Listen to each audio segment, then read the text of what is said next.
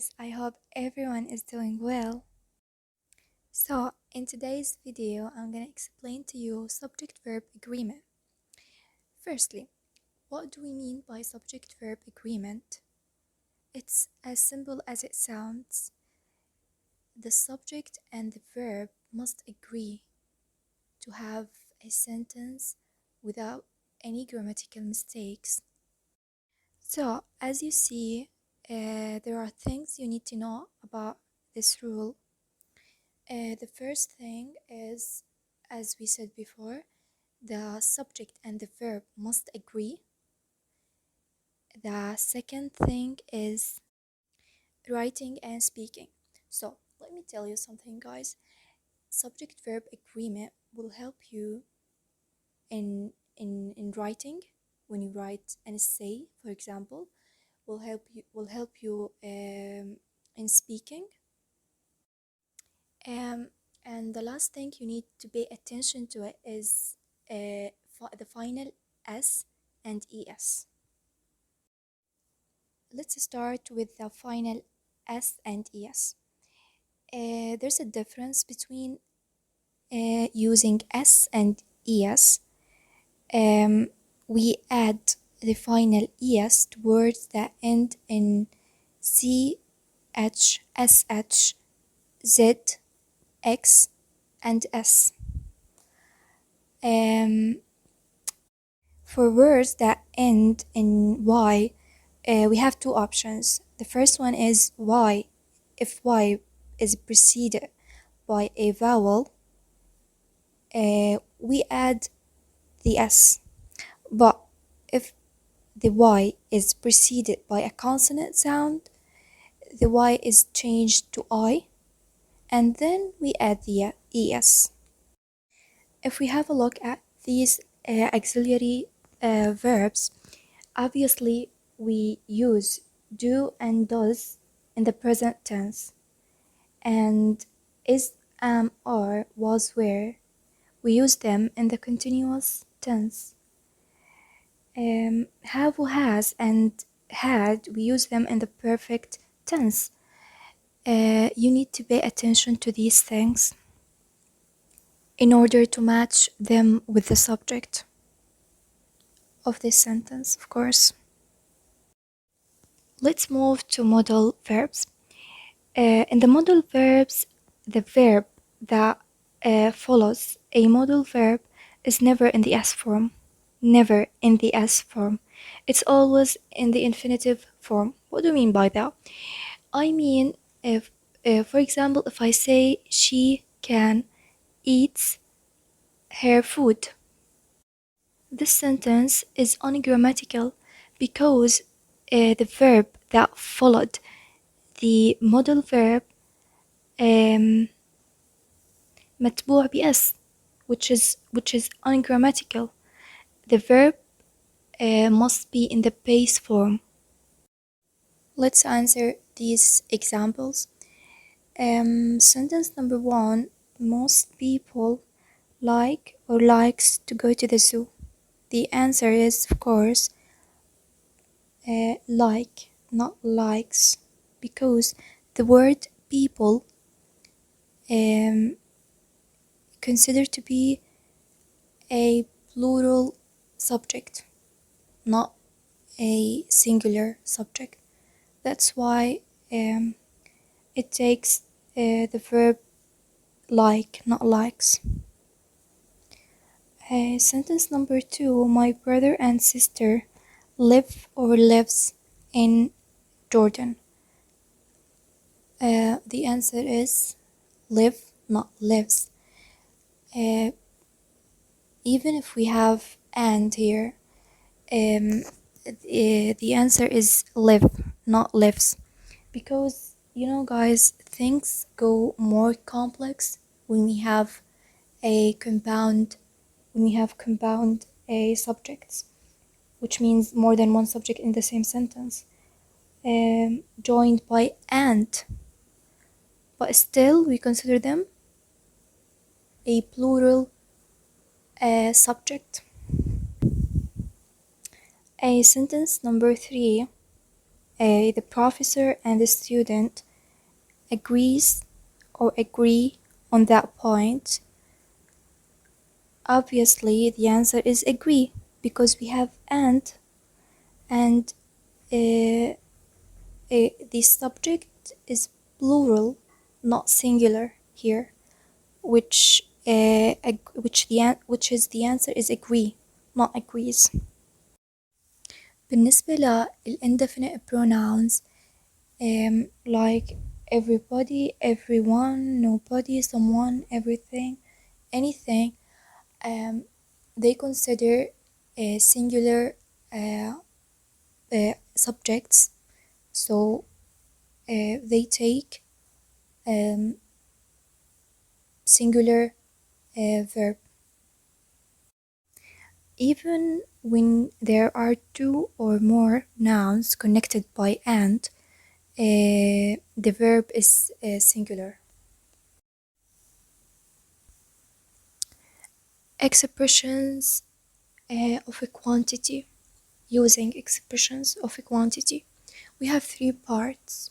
The first one is the group of words or phrases or expressions, one of, each of, every one of, plus plural noun equal singular verb. This is the rule. So if we have a sentence starts with one of or each of or every one of, the verb is singular, not plural, even if we have a plural noun. For example, one of my friends is here, not one of my friends are here.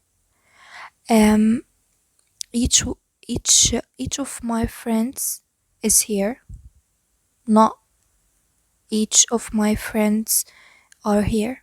Each one of my friends is here, not each one of my friends are here. بالنسبة ل some of, it depends on the noun of the sentence. If we have a singular noun, the verb is singular.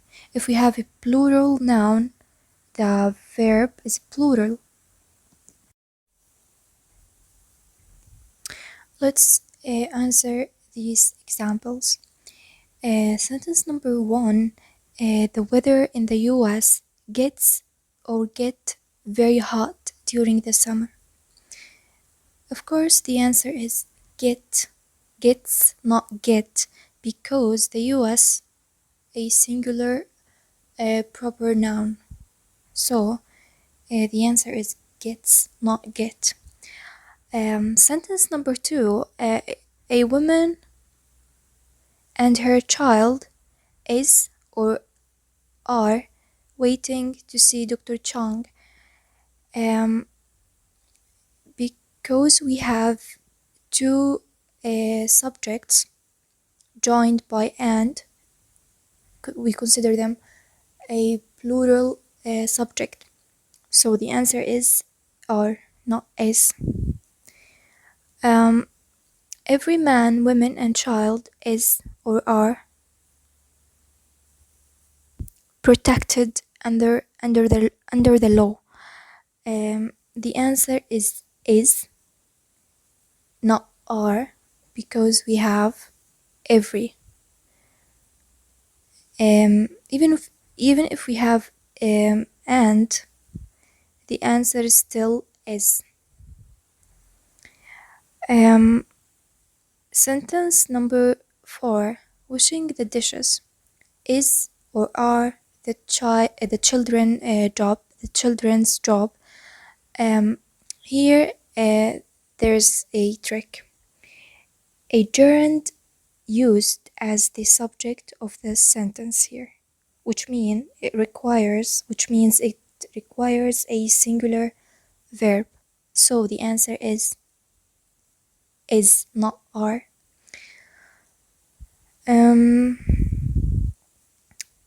Sentence number 5. Some of the desks in the classroom is or are broken.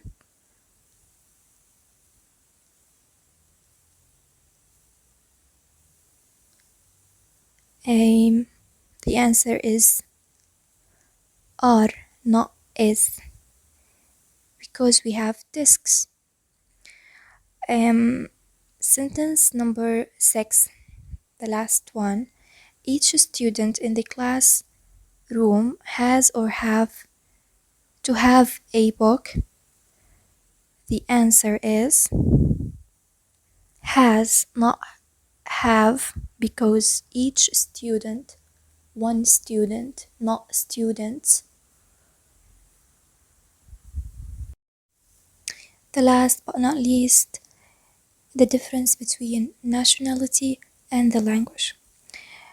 In sentence number 1, the English are proud and independent people.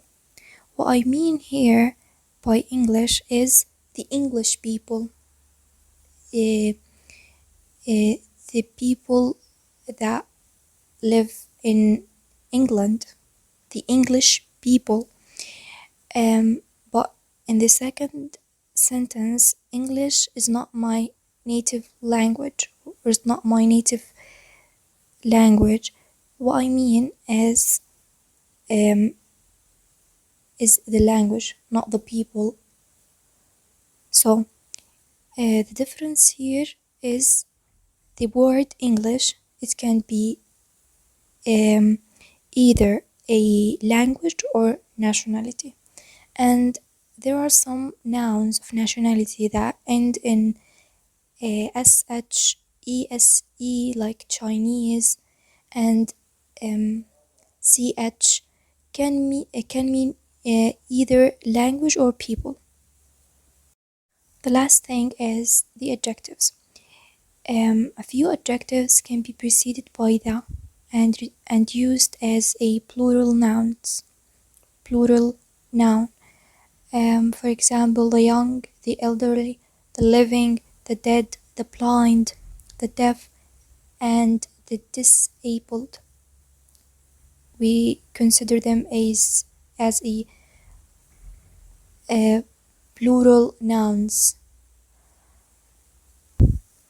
For example, the poor is or are helped by government programs. The answer is are, not is, because the poor, we mean the poor people, are helped by the government. And that's it.